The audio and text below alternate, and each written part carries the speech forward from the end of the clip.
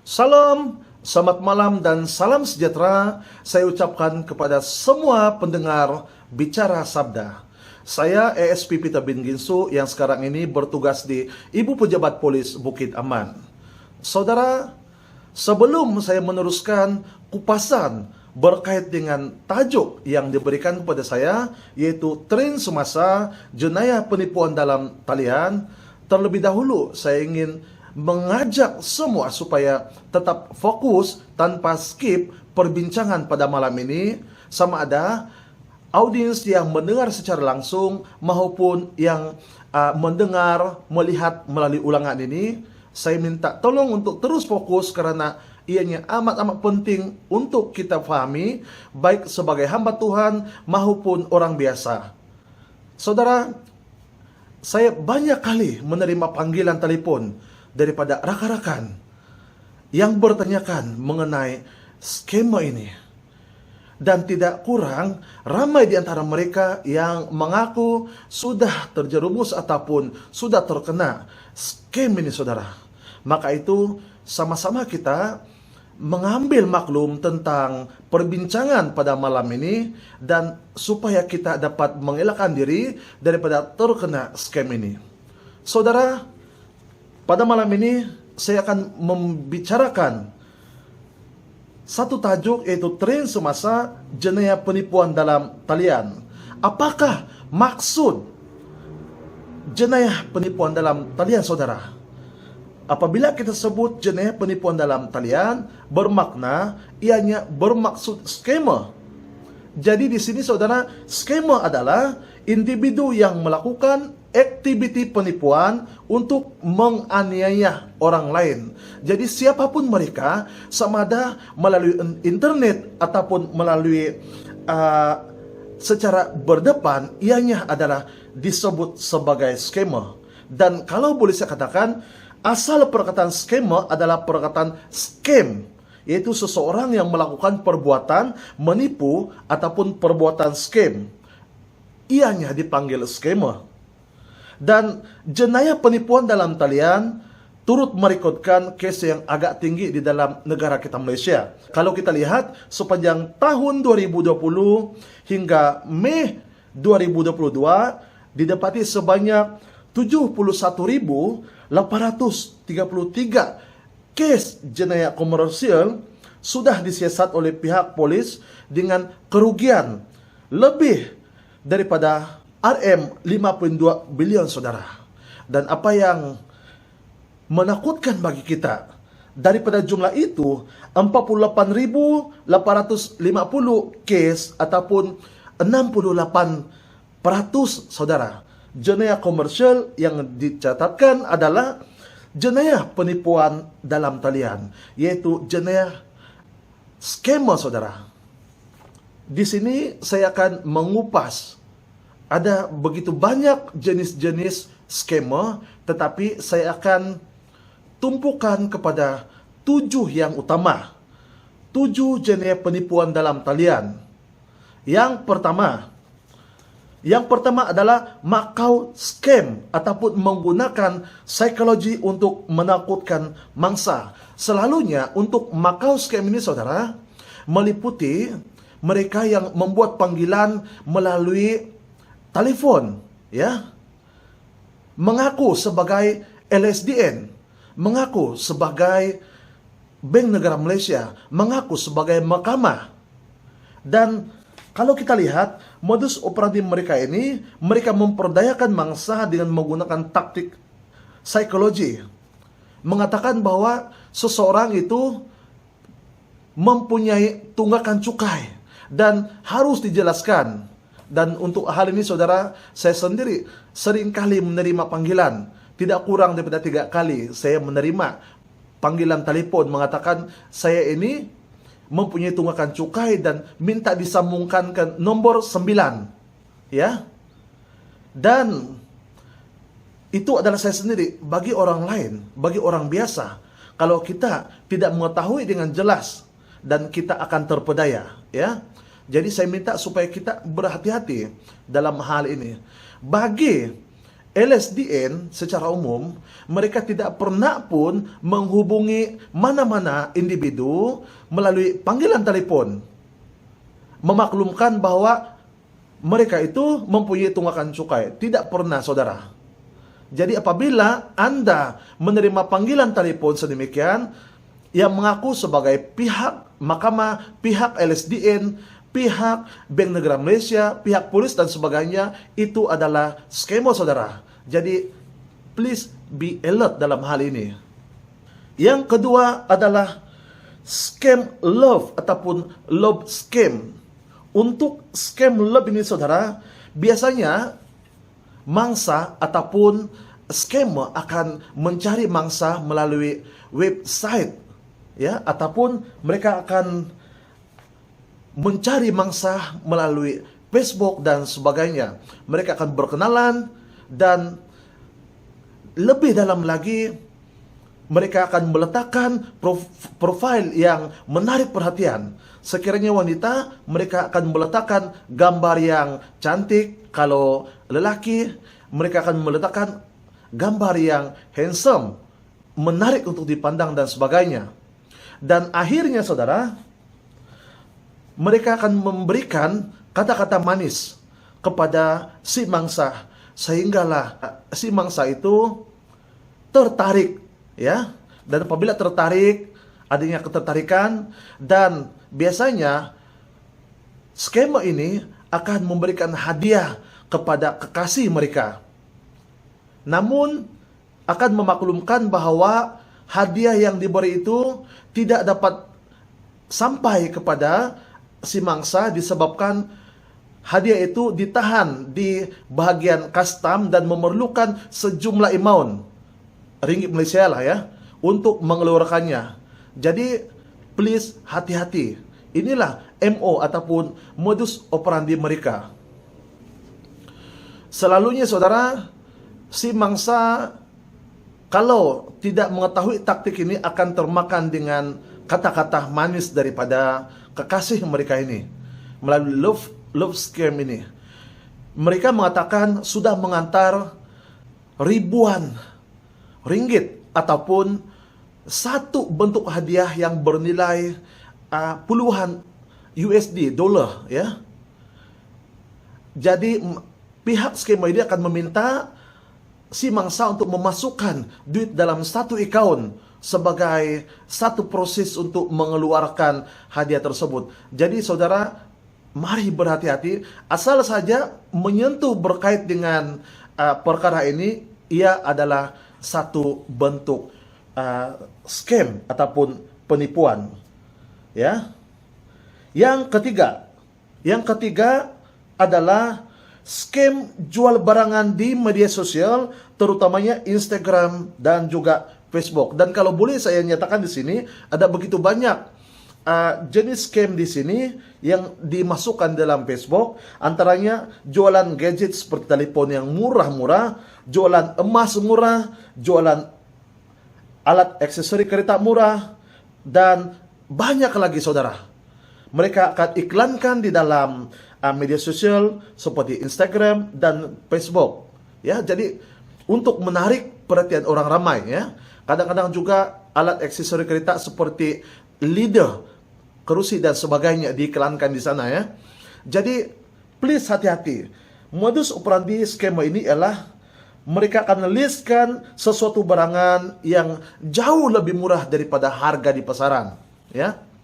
Jadi selalunya apabila ada orang yang akan menghubungi satu nomor telepon itu dan akan dilayan dan diberitahu tentang harga, dan selalunya bagi pihak ataupun mangsa yang tertipu ini, mereka tidak menyelidiki dengan teliti, ya. Mereka terus memasukkan duit di dalam tanpa memeriksa dengan lebih teliti, dan mereka hanya sedar dijadikan sebagai mangsa ataupun telah ditipu apabila mengetahui bahwa barangan itu tidak pernah sampai kepada mereka. Saudara, ini adalah salah satu jenis scam yang banyak berlaku di Malaysia pada ketika ini. Seterusnya, yang keempat ialah scam penipuan pinjaman. Scam penipuan pinjaman. Untuk scam ini, selalunya mereka akan menawarkan pinjaman yang mudah, ya, di dalam internet, ya, kadang-kadang juga di dalam Facebook dan sebagainya. Tapi selalunya di dalam internet lah. Dan di situ ada satu link yang meminta supaya sesiapa yang berminat itu boleh mengisi seperti butiran pribadi, meminta gambar kad pengenalan dan sebagainya. Ya, dan itulah modus operandi mereka. Akhirnya, skema akan mengugut mangsa untuk menyebarkan gambar kad pengenalan. Kononnya seseorang itu ada pinjaman ataupun ada hutang yang tidak dibayar. Sedangkan sebenarnya mangsa itu telah mengisi link yang diberi, ya, mengisi link yang diberikan itu untuk mendapatkan pinjaman. Dalam hal ini saya beberapa kali menerima panggilan juga daripada rekan-rekan saya mengatakan mereka sudah terjerumus dalam hal ini. Mereka mau mendapatkan pinjaman dengan mudah dan mengisi link yang diberi. Akhirnya sendiri yang kena scam. Dan yang lebih malang lagi, IC mereka ini dimasukkan di dalam internet ataupun di dalam media sosial mengatakan bahwa orang ini telah menipu dan sebagainya, ya. Jadi please berhati-hati di dalam hal ini. Yang kelima, saudara, jenis scam yang kelima ataupun jenis penipuan dalam talian yang kelima ialah scam penipuan kemenangan peraduan melalui SMS ataupun WhatsApp. Selalunya untuk case ini banyak berlaku, ya.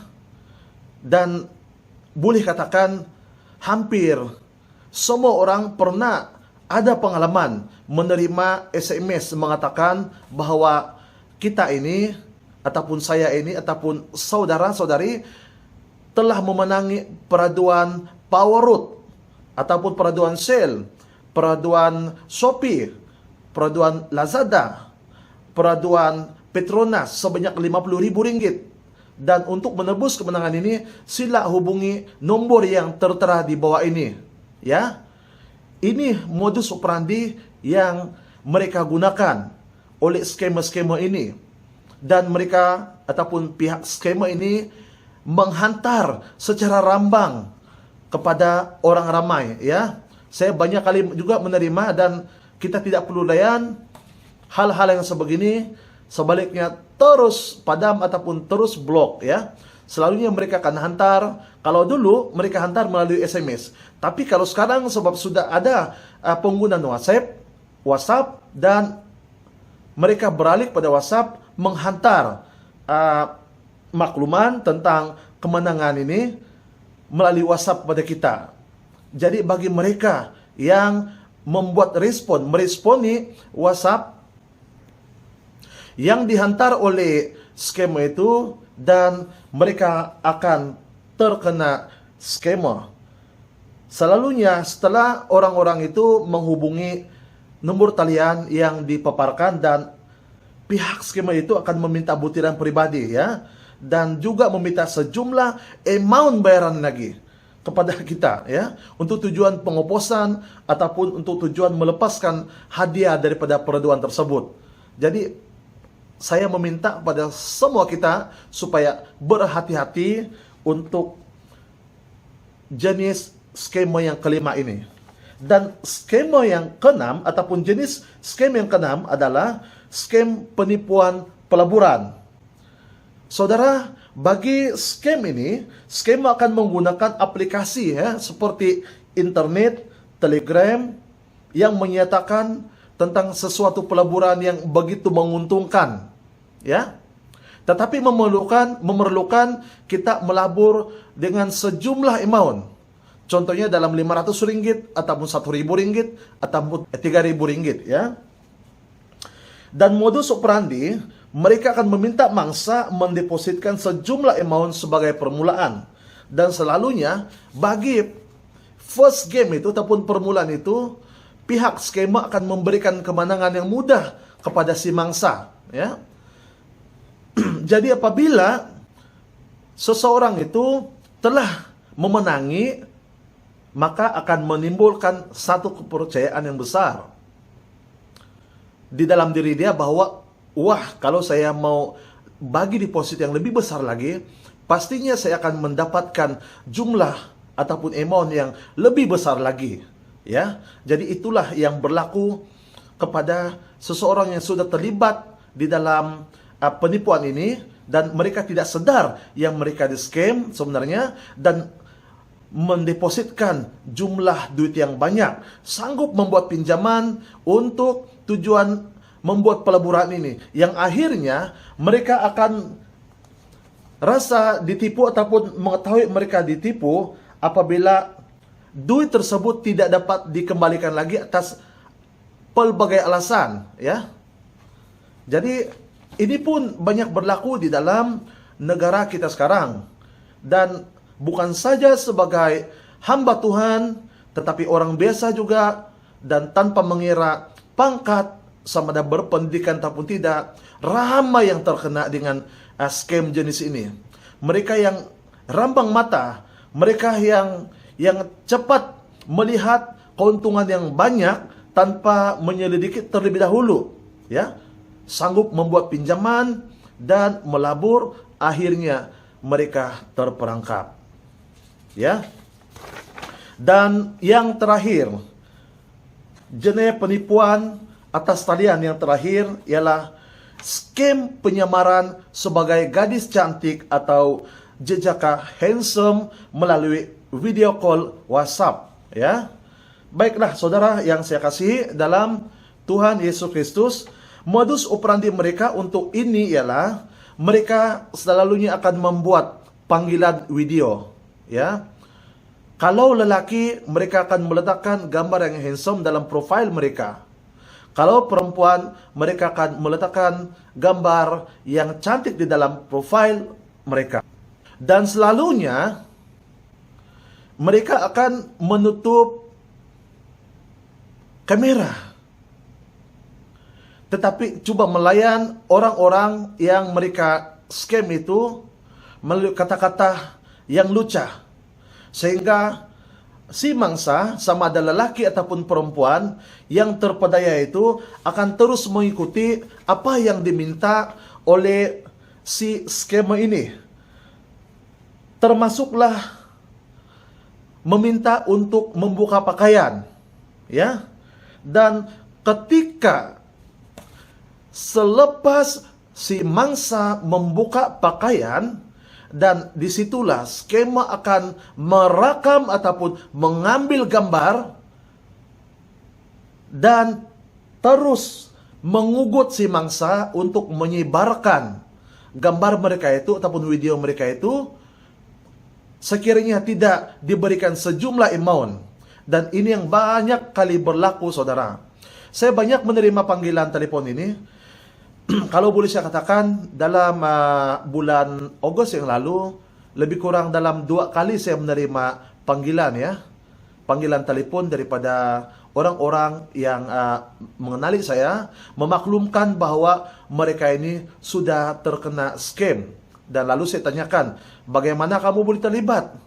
Tiba-tiba ada orang yang menghubungi saya dengan suara yang begitu ayu dan gambar profil yang cantik, dan meminta saya untuk membuka pakaian. Saya pun tidak tahu macam mana, saya pun terus membuka pakaian. Akhirnya singkat cerita, dia WhatsApp kepada saya gambar bogel saya itu, gambar saya yang tidak berpakaian itu, dan mengugut saya untuk menyebarkan gambar itu sekiranya saya tidak memberikan sejumlah amount.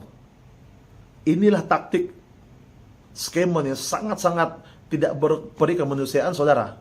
Jadi untuk kita semua harus berhati-hati. Lalu saya katakan kepada kawan ini, saya katakan kepada mereka, ada 2 perkara yang boleh dibuat untuk hal ini. Solusinya, yang pertama, buat laporan polis. Oke? Buat laporan polis dan nyatakan segala bukti-bukti melalui panggilan WhatsApp ataupun SMS ataupun chat dalam WhatsApp itu pada pihak polis untuk tindakan selanjutnya, ya. Yang kedua ialah langsung jangan dilayan. Terus blok nomor telepon itu dan tak perlu lagi dilayan. Sebab saudara, setiap kali selagi kita melayan ataupun meresponi panggilan ataupun WhatsApp pesanan ringkas daripada skema ini, maka dia akan terus mengugut kita. Mereka ini berperang, memerangi kita melalui psikologi. Sudahlah, si mangsa itu sudah tersilap langkah. Dan kalau dia masih belum sadar, ya, mereka sudah dikuasai oleh skema itu. Dan sudah pastinya mereka akan menyerahkan ataupun memberikan sejumlah amount duit kepada si skema itu, ya. Jadi alangkah sayangnya ataupun ruginya duit itu. Tetapi kalau mereka tidak memberikan respon, mereka tidak boleh buat apa-apa. Mereka tak boleh buat apa-apa pun, ya. Jadi itu yang saya berikan nasihat kepada rakan-rakan yang pernah menghubungi saya ini, saudara. Oleh itu, saudara, saya menasihatkan kepada Anda di luar sana, siapapun Anda, apabila menerima panggilan video call daripada orang yang tidak dikenali dan melihat profil yang begitu menggiurkan, ataupun bagi lelaki mereka menerima profil gambar perempuan yang seksi. Bagi perempuan, mereka menerima panggilan video call yang tertera gambar profil lelaki yang seksi dan sebagainya. Please jangan terima. Jangan sesekali terima panggilan itu. Terus tutup. Karena kalau diterima, lebih-lebih lagi apabila kita sudah membuka panggilan video itu, mereka akan merekam, ya. Mereka ini pandai, saudara, sama ada mereka sudah mendapatkan kita dalam keadaan yang tidak berpakaian, ataupun bagaimana kemungkinan besar mereka ada aplikasi yang boleh menelanjangi. Mereka ada aplikasi yang boleh digunakan sehingga gambar kita itu keadaan seperti telanjang, dan itu juga akan mengaibkan bagi mangsa itu. Jadi demikian, ya, 7 jenis penipuan di dalam internet, saudara. Dan saya ingin berbincang kepada kita semua. Kesan ataupun akibat menjadi mangsa jenis penipuan dalam talian. Saya listkan di sini ada 4 kesan utama. Yang pertama ialah memberi impak yang negatif kepada ekonomi negara. Saya tidak akan urai secara panjang lebar, tetapi yang pasti dan saya percaya kita memahami perkara ini. Yang kedua, menjadi pencetus kepada masalah sosial secara umum. Yang ketiga, mendatangkan masalah kepada individu ataupun keluarga dari aspek keuangan, ya. Apabila mereka sudah membuat pinjaman bank dan sebagainya, pinjaman alung dan sebagainya, akhirnya mereka melabur dan mendepositkan itu pada peleburan tersebut dan mereka rugi, ya. Jadi memberikan kesan kepada keluarga serta kepada keluarga dari segi aspek keuangan, ya. Yang keempat dan terakhir, turut menjejaskan kesehatan mental serta emosi mereka yang terlibat secara khasnya, saudara. Jadi oleh itu, sebagai perkongsian info, kalaulah ada di antara saudara-saudari yang sudah terlibat, ya, dalam hal ini, sama ada yang sudah menjadi mangsa ataupun yang baru saja dihubungi, jangan terus-terus menerima panggilan itu, ataupun jangan terus-terus memberikan butiran pribadi, ya, butiran pribadi kepada skema itu, ya, saudara.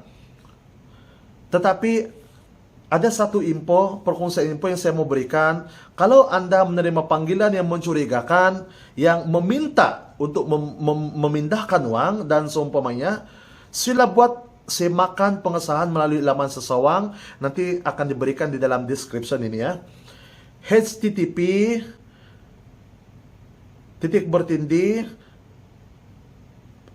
palang 2 kali ccid.rmp.gov.my/semakmul/ataw ya.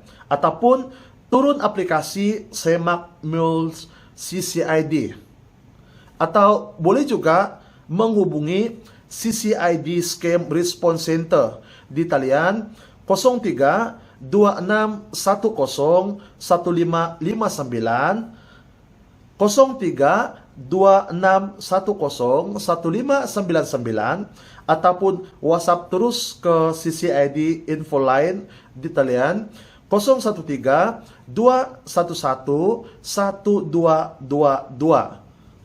Ya saudara, jadi dalam hal ini sekiranya ada di antara kita yang mengalami hal tersebut, dan boleh simak dahulu ya. Aplikasi ini dibangunkan oleh Polis Diraja Malaysia melalui Jabatan Siasatan Jenayah Komersial ya. Dan selalunya pihak polis akan buat siasatan di bawah Section 420 Kanun Keseksaan dan juga Akta Komputer 1997. Jadi sebagai kesimpulan daripada perbincangan ini, sekali lagi saya mendorong kepada semua pendengar bicara sabda ini supaya terus berhati-hati dan jangan sesekali terpedaya dengan jenayah penipuan atas talian. Ada begitu banyak jenis scam yang berlaku saudara, tetapi ingat satu perkara, yaitu anggap itu adalah satu scam ataupun bentuk penipuan. Dan jangan panik apabila menerima panggilan daripada seseorang yang mengatakan kita ini ada hutang dan sebagainya. Tetapi letak dahulu telepon dan minta nasihat daripada orang-orang yang berpengalaman ya. Kalau ada saudara polis ataupun kalau ada orang-orang yang mengetahui tentang scam ini, minta nasihat kepada mereka ya. Ada juga pengalaman-pengalaman yang dikongsi oleh rakan-rakan kepada saya, di mana makcik ini menerima panggilan memaklumkan bahwa dia itu ada pinjaman hutang ya, hutang dan harus dibayar, kalau tidak akan di blacklist ya. Dan tidak sedar ditipu. Tetapi apabila dia diminta untuk memberikan nomor IC, di situ dia tidak dapat menemui IC dia itu.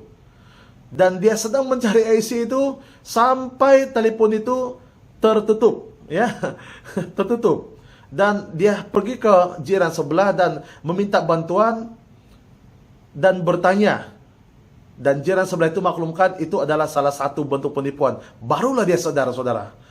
Bayangkan makcik ini kalau dia tidak mengetahui ataupun kalau dia jumpa terus IC dia itu, dia terus bagi kepada orang itu, apa akan berlaku?